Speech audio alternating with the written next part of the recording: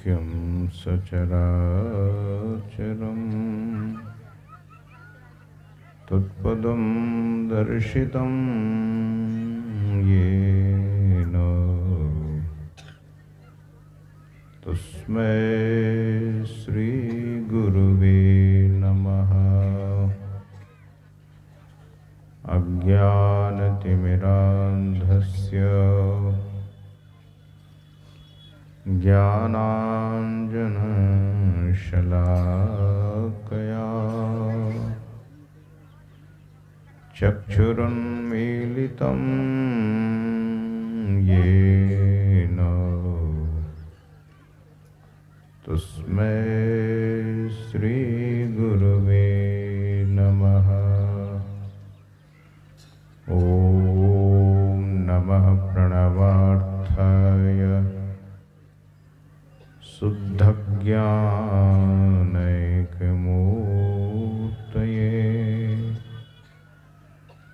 निर्मलाय प्रशान्ताय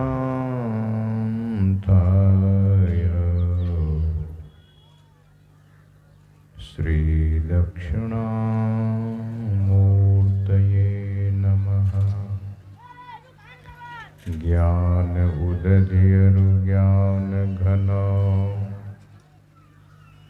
सद्गुरु शंकर रूप नमो नमो बहुबारहि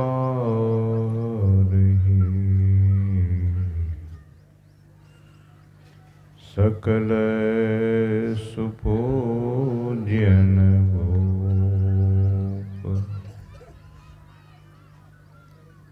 प्रातः स्मरणीय अनंत श्री विभूषित परमाराध्य परम पूज्यपाद संत सद्गुरु महाराज के परम पावन युगल पद्म पदों में सदा सदा पदवंदन। मंच पर विराजित मुद मंगलमय पूज्य साधु समाज, सत्संग में समुपस्थित परम सम्माननीय विद्वज्जन, प्रबुद्धजन, सत्संग प्रेमियों, सदात्माओं तथा पूजनीय मातृशक्तियों,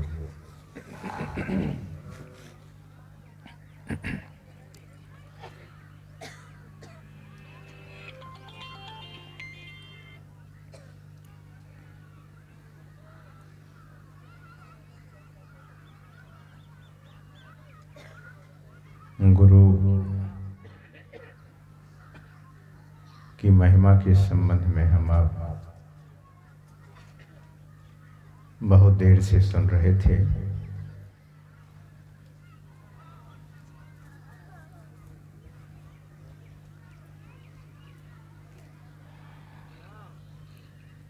अगर गुरु न होते, संत सद्गुरु इस धराधाम पर अवतरित न होते,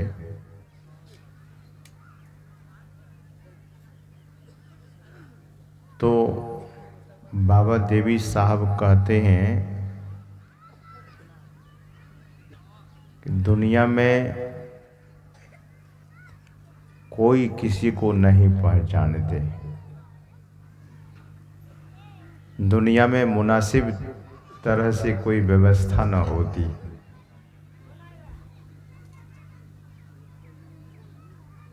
पत्नी पति का हुक्म बरदार न होती। अगर आज हम आप दुनिया में समुचित व्यवस्था देखते हैं तो उन्हीं ऋषि महर्षि सद्गुरुओं की बनाई हुई व्यवस्था है, जो समुचित व्यवस्था है, उत्तम व्यवस्था है। किसी भी व्यक्ति का जीवन व्यवस्थित है तो उसके पीछे गुरु की ही महिमा है, महापुरुषों की शिक्षा है।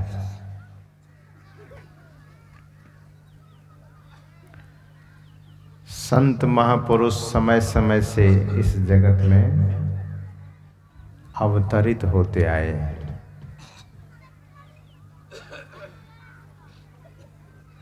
यहाँ जो देखते हैं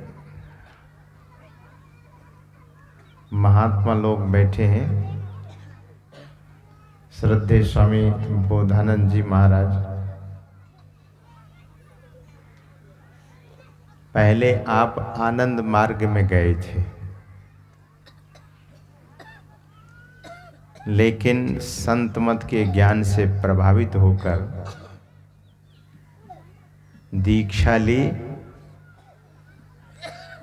और यति हो गए, सन्यासी हो गए।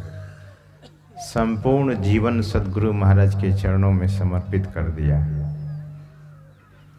कल भी मैंने कहा था कि हमारे श्रद्धेय स्वामी सनातन जी महाराज थोड़ी ही उम्र में, कम ही उम्र में संसार के सुखों का त्याग कर दिया, संसार की सुविधाओं का त्याग कर दिया है। ये गुरु की कृपा है। इसलिए भगवान शंकर ने कहा कि अगर दुनिया में किसी को मोक्ष मिलता है या मिला है, किसी को मुक्ति मिली है, सद्गति ही भी है किसी की, तो गुरु कृपा ही केवलम। भगवान शंकर कहते हैं ध्यान मूलम गुरोर मूर्ति, पूजा मूलम गुरोर पदम, मंत्र मूलम गुरोर वाक्यम, मोक्ष मूलम गुरु कृपा।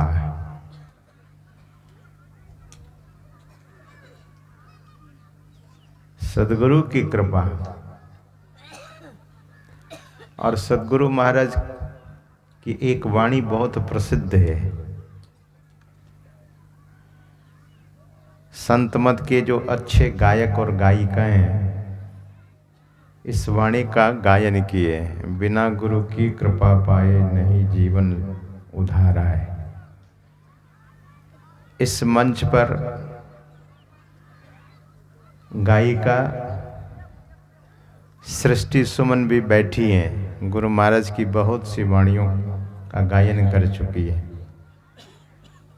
उस वाणी से आप लोग परिचित हैं। बिना गुरु की कृपा पाए नहीं जीवन उधार आए। जीवन का निस्तार, जीवन का उद्धार बिना गुरु कृपा से नहीं। भगवान शंकर इसीलिए कहते हैं कि मोक्ष मूलम गुरु कृपा है। एक संस्मरण में सुनाना चाहता हूँ, कदाचित आप लोग बहुत बार सुने भी होंगे, फिर भी महापुरुष के संस्मरण को सुनने से आपके जीवन में गुरु भक्ति की प्रगाढ़ता होगी, गुरु भक्ति गहरी होगी, गुरु भक्ति मजबूत बनेगी।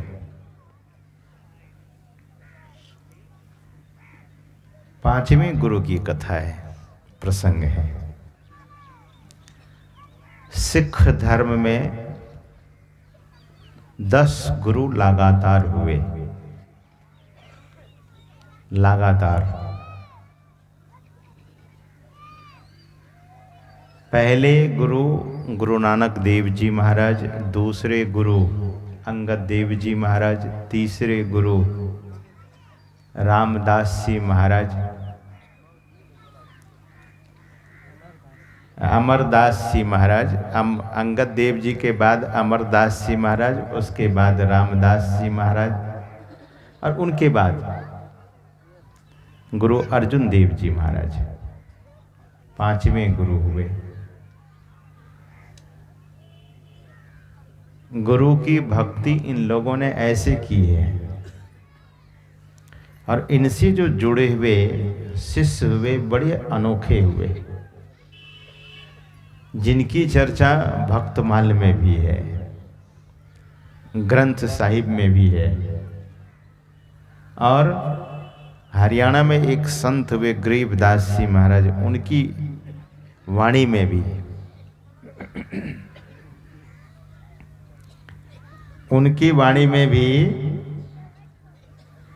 सम्मन और मूसन पिता और पुत्र गुरु भक्त थे। उस समय अखंड भारत जो अफगानिस्तान तक था, गुरु अर्जुन देव जी महाराज लाहौर गए थे। और सज्जनों,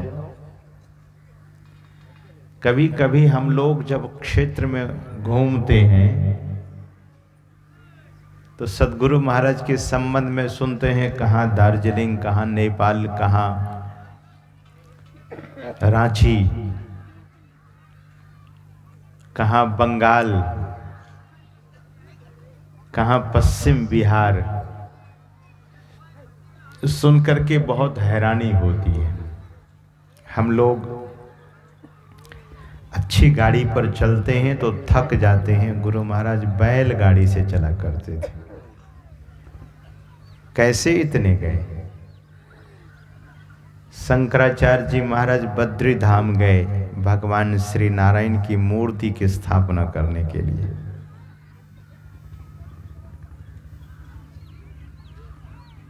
कुछ विद्वेषियों ने, निघंटों ने भगवान की मूर्ति तोड़कर कुंड में डाल दिया था। शंकराचार्य जी महाराज भगवान शंकर के अवतार हैं। मूर्ति को ढूंढना था और बद्री धाम में एक गर्म कुंड है, जो गए होंगे स्नान किए होंगे, हम लोग भी गए हैं वहाँ। पानी छुएंगे तो लगेगा कि जल जाएगा, लेकिन जो छलांग लगा देते हैं फिर वो जलता नहीं है, उनको बड़ा आनंद आने लगता है।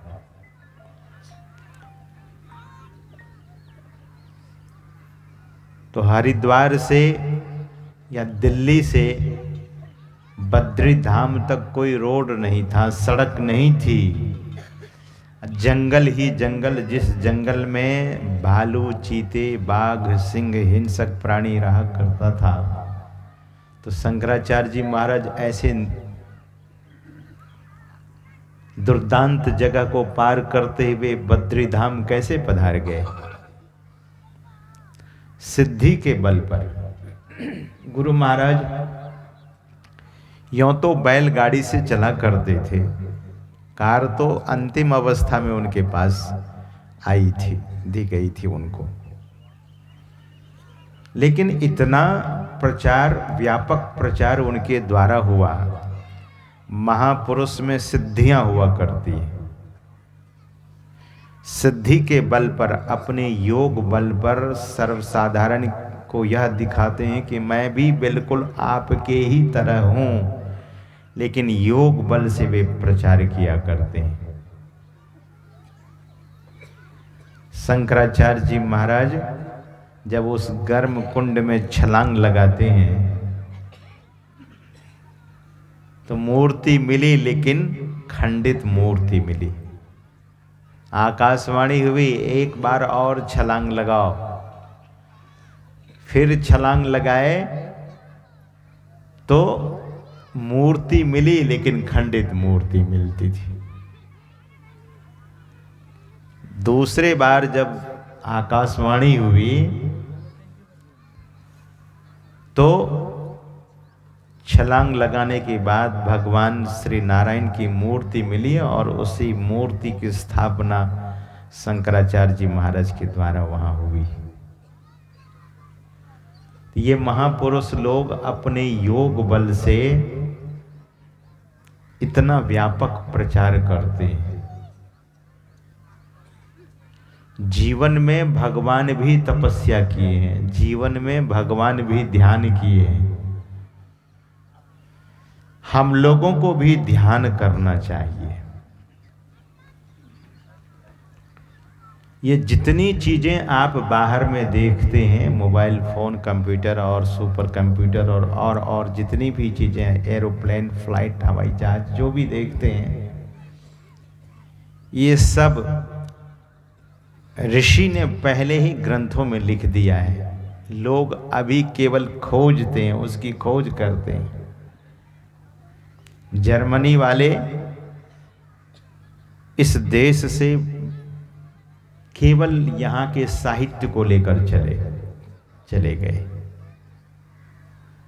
जर्मनी इसलिए उन्नत है। अगर नालंदा विश्वविद्यालय को न जलाया जाता तो भारत अभी फिर से सोने की ही चिड़िया कहलाता। बहुत ज्ञान की पुस्तकों को, ग्रंथों को जला दिया गया दुष्टों के द्वारा। तो मैं निवेदन कर रहा था कि जैसे गुरु भक्त लोग हो चुके हैं, उनके संस्मरण को सुनने से, उनके जीवन चरित्र को सुनने से व्यक्ति प्रेरित होता है, उनको प्रेरणा मिलती है। तो सम्मन और मोसन की कथा कदाचित आप लोग सुने होंगे। तो मैं सुना रहा था कि गुरु अर्जुन देव जी महाराज लाहौर गए और सद्गुरु जिधर जाते हैं गुरु भक्त को महक उनकी लग जाती है। मैंने सुना है गुरुजनों के श्रीमुख से कि गुरु महाराज जिधर भी जाते थे,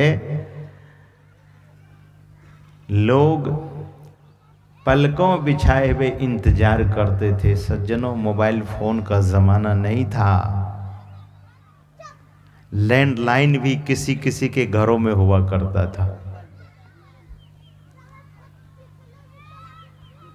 गुरु महाराज लोगों को क्या दे दिया?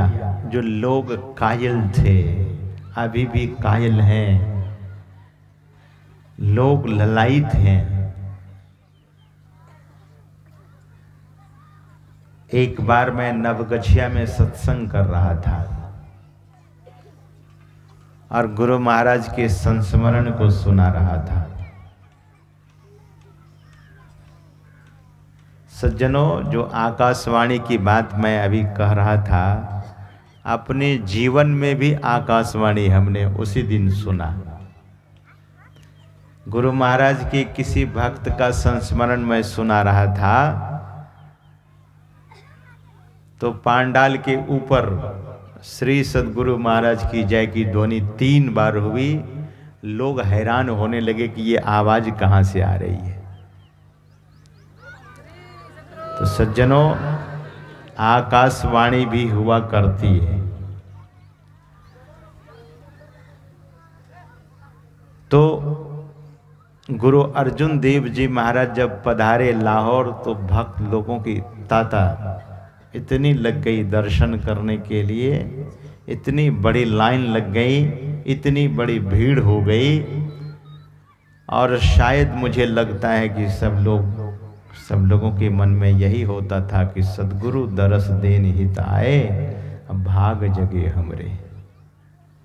गुरु महाराज की वाणी तो अभी हम आप सुन रहे हैं, लेकिन वे लोग अपने मन ही मन ऐसी बात कहते होंगे कि सद्गुरु आए हैं, हमारे भाग जग गए।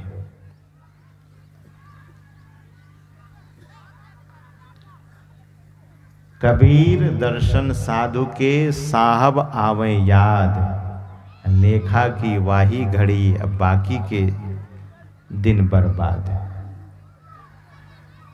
जिस दिन संत सद्गुरु का दर्शन हो जाए, बड़े भाग्य की बात होती है।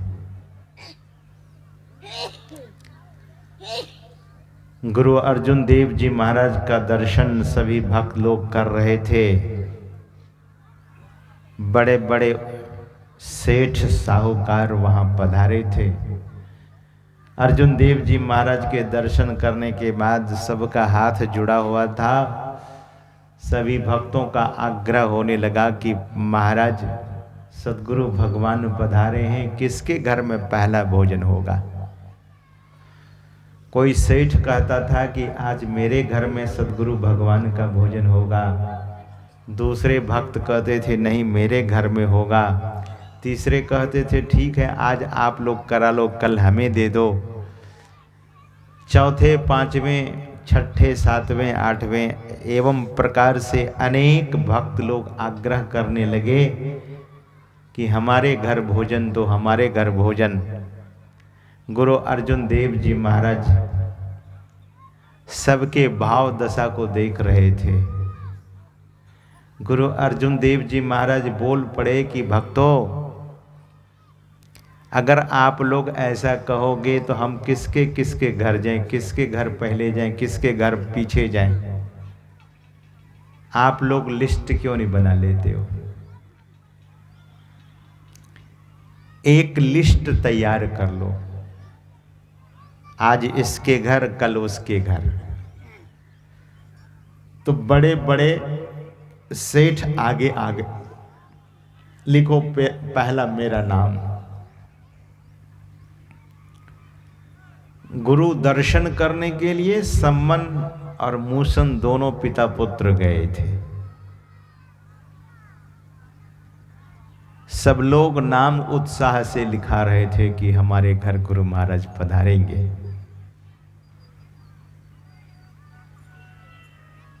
तब बेटा का नाम मूसन, पिता का नाम सम्मन।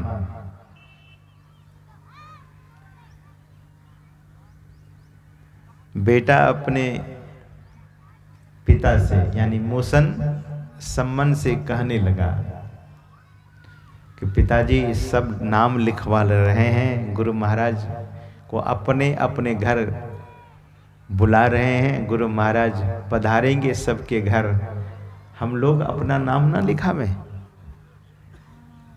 सम्मन ने कहा कि हाँ पुत्र लिखाएंगे, लेकिन हम तो बदनसीब हैं, हमारे घर में फूटी कौड़ी भी नहीं है, अन्न का एक कण भी नहीं है, अपने गुरु महाराज को क्या खिलाएंगे। इनके साथ तो 50-50 लोग हैं, घर में एक कण भी, अन्न का एक कण भी नहीं है, हम तो ऐसे बदनसीब ठहरे, हम कैसे इनको बुलाएंगे। लेकिन पुत्र तो पिता से भी ज्यादा संस्कारी था। अभी हम आप सुन रहे थे ना कि प्रथम गुरु है माता पिता।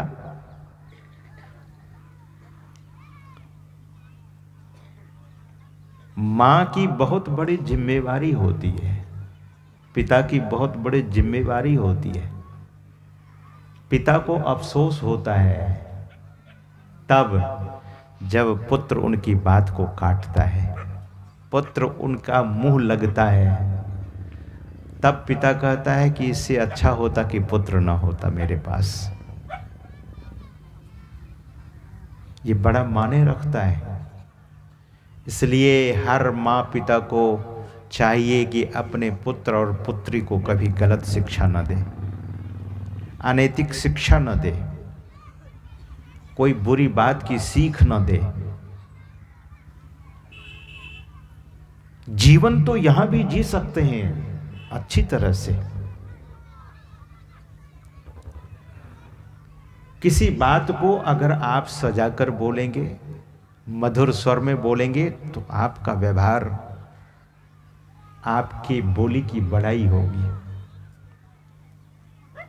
पुत्र को प्यार से बोलिए,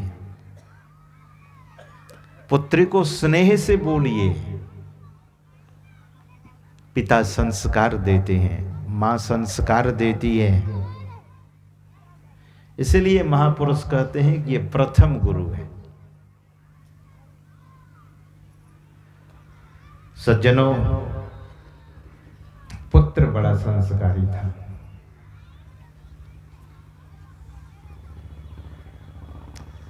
अजातशत्रु के पिता राजा बिंबिसार अपने पुत्र को सत्संग में भय के कारण या इस डर के कारण कि कहीं सत्संग में पुत्र को ले जाऊंगा तो पुत्र मेरा साधु बन जाएगा। और मैं कभी कभी पूछा करता हूं और आप लोगों से भी मैं पूछता हूं कि आपका बेटा साधु बने कि डाकू बने, क्या चाहेंगे आप ही लोगों से पूछ रहा हूं। आपका पुत्र साधु बने या डाकू बने? तो लोग कहते हैं कि नहीं महाराज साधु बने, लेकिन आप जैसे नहीं, घर में ही रहे।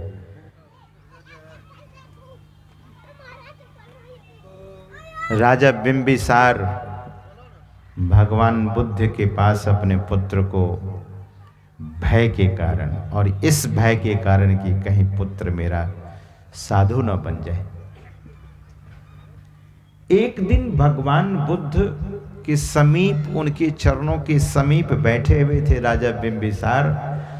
तो भगवान बुद्ध ने पूछा कि राजन, आप अपने पुत्र को सत्संग में क्यों नहीं लाते? तो राजा बिंबिसार कुछ नहीं बोले, लेकिन मन ही मन यह उत्तर दिए थे भगवान बुद्ध को, कहीं लाऊं और साधु बन जाएगा तब क्या होगा, मेरा राजपाट का क्या होगा। भगवान बुद्ध दोबारा नहीं पूछे, क्योंकि मन की जाने सब गुरु, कहाँ छिपावे अंध। दुनिया के लोग तो अंधे होते हैं, अज्ञानी होते हैं, सब बात मन की सद्गुरु जानते हैं।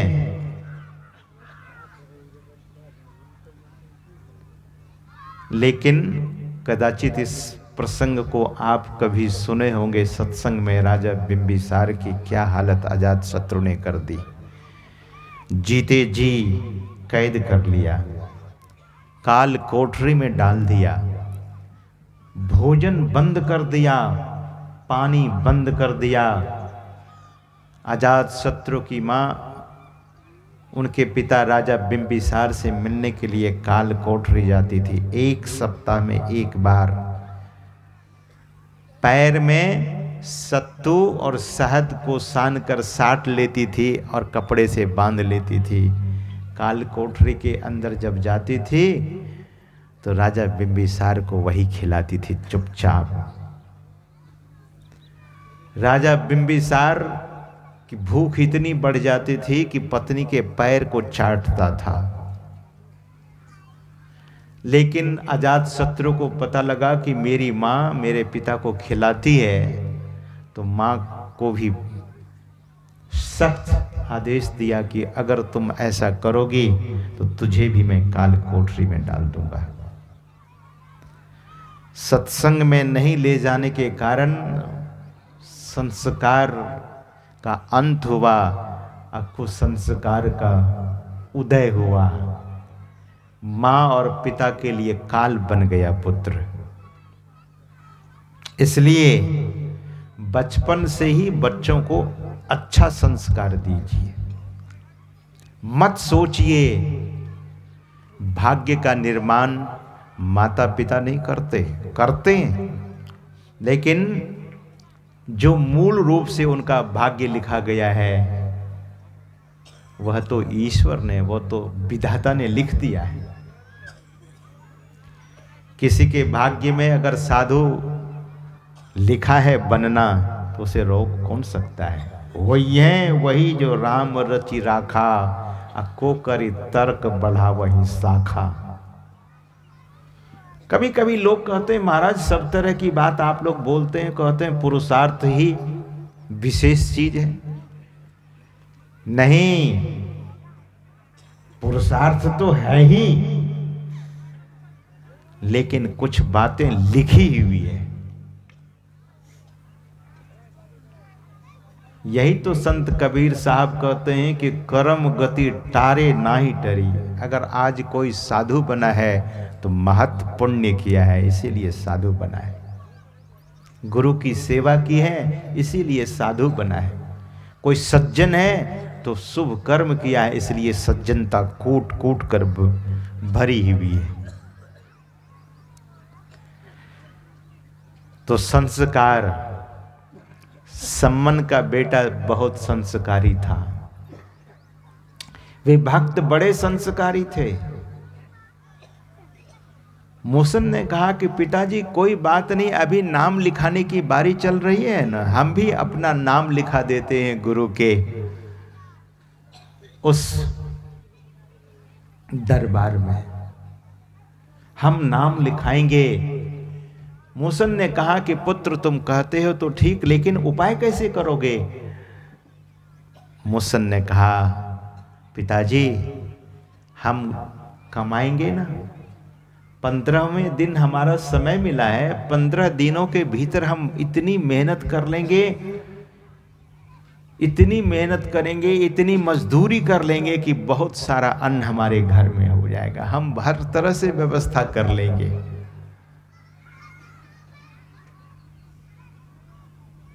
पिताजी एक वक्त की ही रोटी खाएंगे, दूसरे वक्त की रोटी अपने गुरु के लिए बचा लेंगे।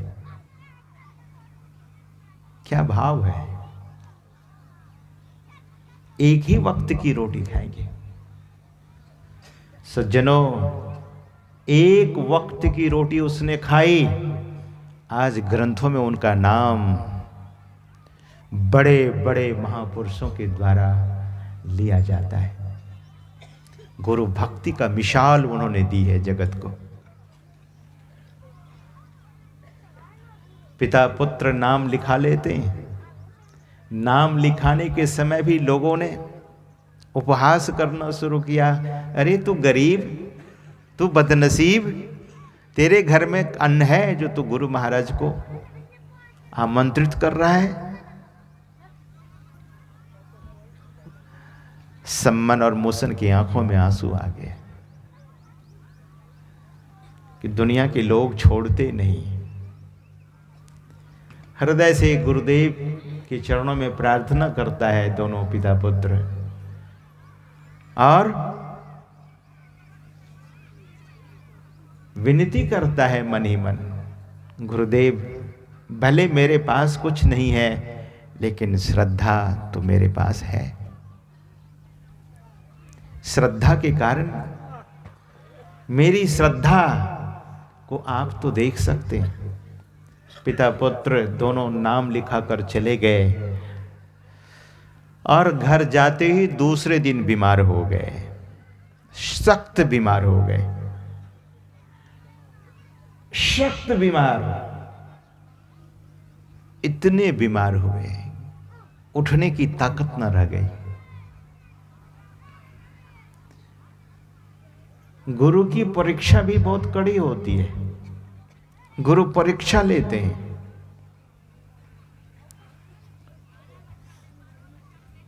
सज्जनों, इतने बीमार पड़ गए, इतने बीमार पड़ गए, स्वस्थ होते होते होते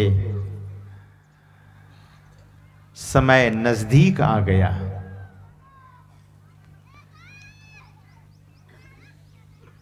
तेरहवें दिन गुजर गया, 14 और 15 2 दिन बच गए। अब सारी व्यवस्था करनी है। पिता पुत्र ने सलाह किया, ठीक ठाक हुए, बोले चलिए गांव के नगर सेठ से कर्ज ले लेते हैं। गए सेठ के पास, सेठ जी हम कर्ज मांगने आए। सेठ ने दुत्कार दिया, सेठ ने फटकार दिया। सेठ ने कहा कि अरे तुम्हारी क्या औकात है कि तेरे घर में है भी क्या, तू कर्ज चुका सकेगा? पिता पुत्र ने कहा कि हम कर्ज चुका देंगे, मेरे गुरु महाराज आने वाले हैं, 15वें दिन गुरु महाराज आने वाले हैं, उनको हम खिलाएंगे, उनको हमने निमंत्रण दिया है, आमंत्रित किया है और मेरे सद्गुरु भगवान हमारे घर आएंगे। प्रार्थना करते हैं कि कर्ज दे दीजिए। सेठ भड़क उठा। सेठ ने कहा कि नहीं मिलेगा कर्ज तुझे, तुम्हें कर्ज नहीं मिलेगा। अब पिता पुत्र दोनों निराश होकर घर आए। निराश होकर जब घर आए तो कुछ सूझने नहीं लगा कि अब क्या करें। न कमाई,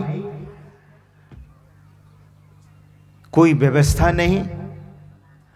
अंत में पिता पुत्र ने यह निर्णय लिया कि उसी सेठ के घर में हम चोरी करेंगे, सेंध डालेंगे, उनके दुकान से सारी चीजें ले आएंगे, जरूरत की सारी वस्तुओं को, जरूरत के सारे सामानों को ले आएंगे।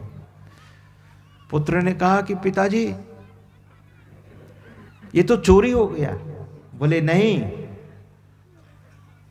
हम उसे बाद में बता देंगे कि चोर मैं ही हूं और कमा कमा कर उसे फिर सारा का सारा धन दे देंगे, सब कुछ वापस करेंगे, लेकिन अभी तो ऐसा ही करना पड़ेगा।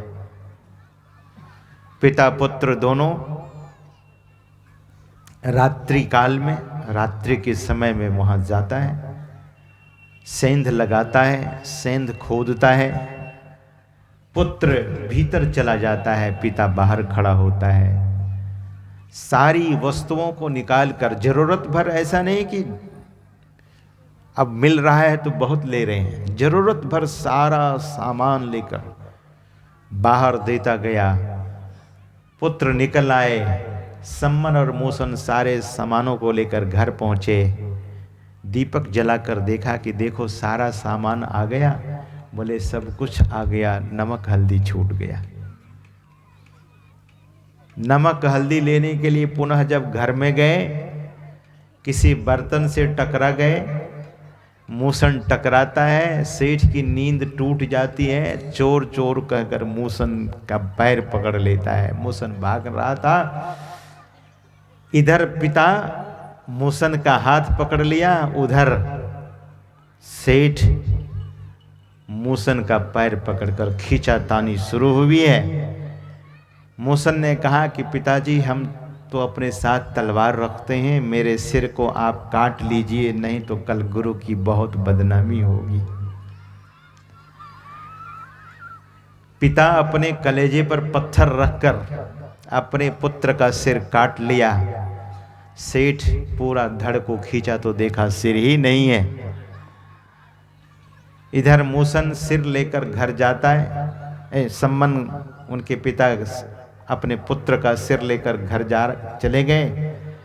इधर सेठ ने देखा कि अगर कल पुलिस आएगी तो पूछेगी कि सिर कहाँ है, तो मैं फंस जाऊंगा। सम्मन के घर गए और कहा मेरे घर में एक चोर जिनका सिर नहीं है, आप इसे उठाकर फेंक दो कहीं, तुम्हें बहुत पैसे में दूंगा, किसी से कुछ बोलना मत। सम्मन पुत्र के सिर को छिपा रहा था।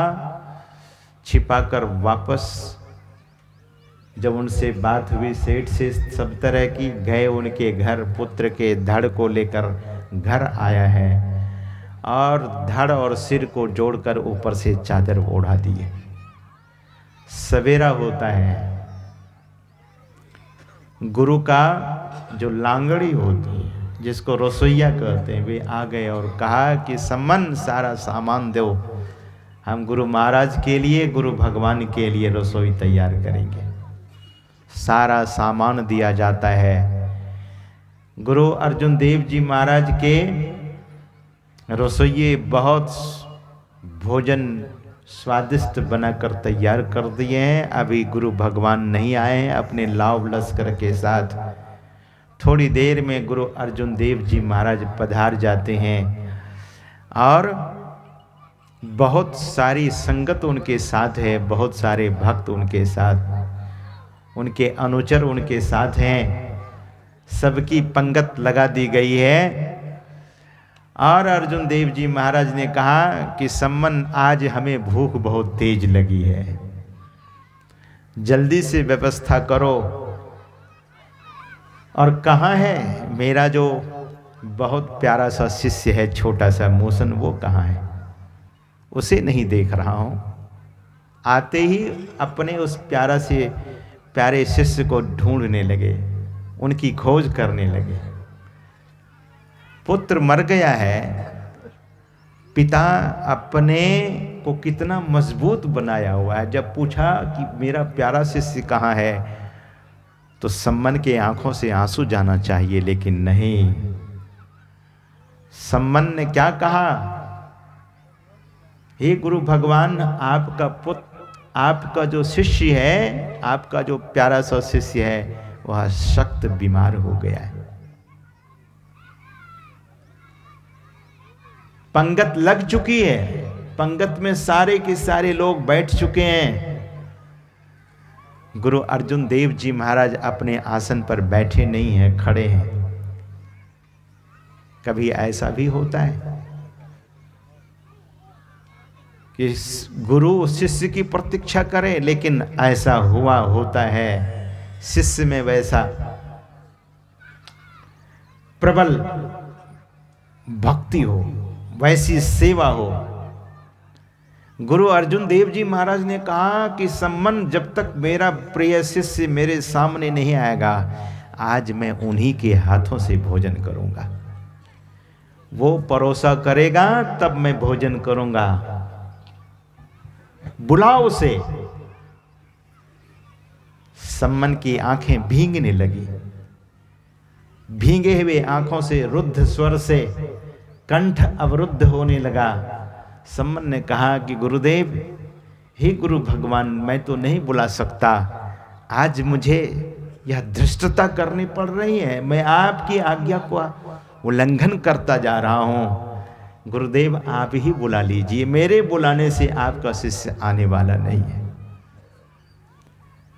सज्जनों, गुरु अर्जुन देव जी महाराज बुला रहे हैं अब, और गुरु बुलावे शिष्य ना आवे। गुरु अर्जुन देव जी महाराज नाम पुकार कर, नाम लेकर पुकार रहे हैं। अर्जुन देव जी महाराज ने कहा कि बेटा मूसन, कहाँ हो तुम? आज तुम परोसोगे तभी मैं खाऊंगा, अगर तुम नहीं परोसोगे तो मैं नहीं खाऊंगा। यहाँ शिष्य का सर तो धड़ से अलग हो चुका है, लेकिन गुरु पुकार रहे हैं। सज्जनों, गुरु अर्जुन देव जी महाराज ने कहा कि मूसन, मूसन। और इसी तरह से तीसरी बार जब गुरु अर्जुन देव जी महाराज ने कहा कि मूसन, तो मूसन जीवित हो उठा, उठकर खड़ा हुआ, दौड़ता हुआ गुरु अर्जुन देव जी महाराज के चरणों में गिर गए।